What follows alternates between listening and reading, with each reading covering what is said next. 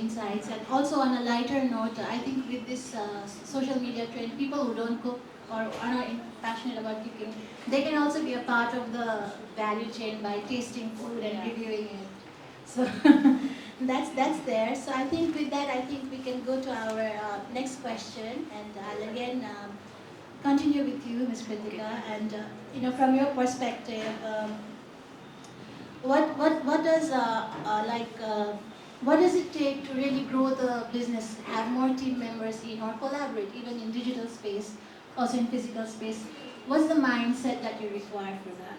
Okay, so first of all, if it was any form of entrepreneurship, I would not say this, but in food, it really does start out with a passion. It does start out with your heart and where you want and what you want to create. But as you go forward, you really need either like-minded people that you can team up with, or you need to hire people or have co-founders that really can bring the other side of business. So for example, in my team, I look after mostly the production, the recipes, all of it is me. But only that will not suffice.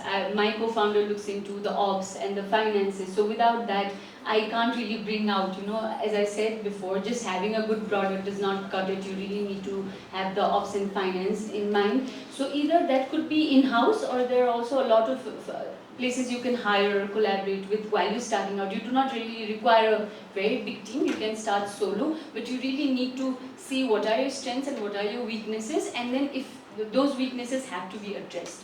So I think that is a very important point you need to consider while you're starting out. Great, thank you. Then if now that we head towards our closing segment of the panel, and if I were to ask you, Mr. Harker, with so much shared in the panel discussion already today, what would be the 3 essential skills in your view? They could be technical or digital or business or soft skills that every aspiring food entrepreneur should have. If we were to bring it down. The top 3 skills. The top 3, yes. For any entrepreneur, or specifically food entrepreneur. Food entrepreneur. Or any entrepreneur maybe. I think it's first for technical. I think they need like was just mentioned, business savvy. They don't necessarily need to be the business expert, but they need to have somebody on their team who can provide that. Because you can be cooking up a storm in that kitchen, making some great food, but if you can't promote it and someone's not looking after your finances, where's all that money going, and how are you actually gonna scale that up? So someone on your team with good finances. Second, I think storytelling is critical as well.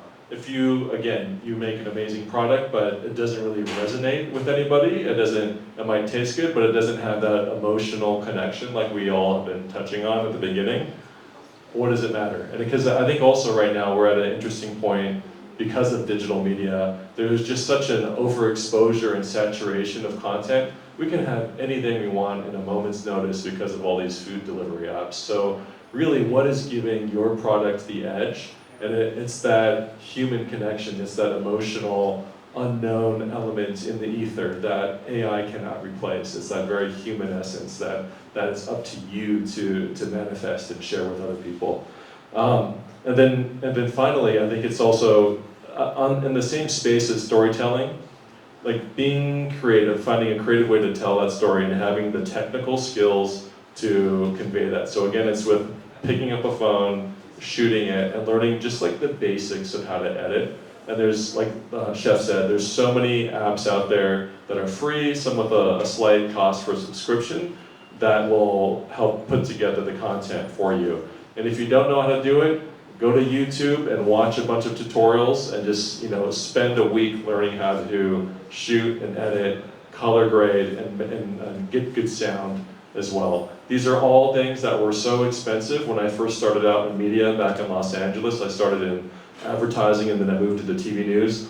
All of this stuff, we're hauling around these giant Sony cameras that cost maybe like $5,000, $10,000, and having to edit on these giant suites with Final Cut or with Adobe. All this stuff is just getting reduced down to zero. So people have no excuses not to take the power into their own hands and figure out how to make it. So those are my top 3. let's compare notes now. Let's go to Chef Santosh. What are your top 3 skills? Mr. Harvey just shared this. Top 3 skills, digital or technical or business skills that someone thinking of starting, you would say that build on those skills.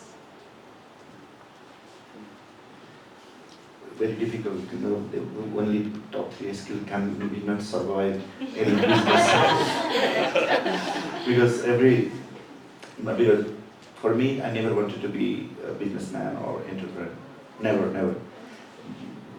Only job secret 9 to 5 or 9 to 2 o'clock morning I'm working. I never wanted. When I come to Nepal, and then I wanted to let's do the business. I researched for almost 2-3 years. I'm going to different part and meeting people, and I think I'm still struggling with lots of things in the business and big challenges. I spent all my savings on now in zero. I lost lots of money as well. So in Nepal, if you're talking about business in the UK, it's totally different. What I'm saying, you top 3 or top 4, it will not work in UK. Or from the UK, what you learn, it will not work in Nepal. It's very different. So you need to be very researchable. So what is right? Where you're doing the business, you need to research what is the right things to do here. हामीले सुनेको छौँ कि पशुपतिको जात्रामा सिद्राको व्यापार भन्ने बच्चामा सुनेको छ, हुँदैन नि हैन? So कोही त्यो त गरिरहेको छैन. First we need to think about that. So what business you're doing is perfect for community or not. And I learned in America, but I want to do so many business is get failed done by NRN or passionate people.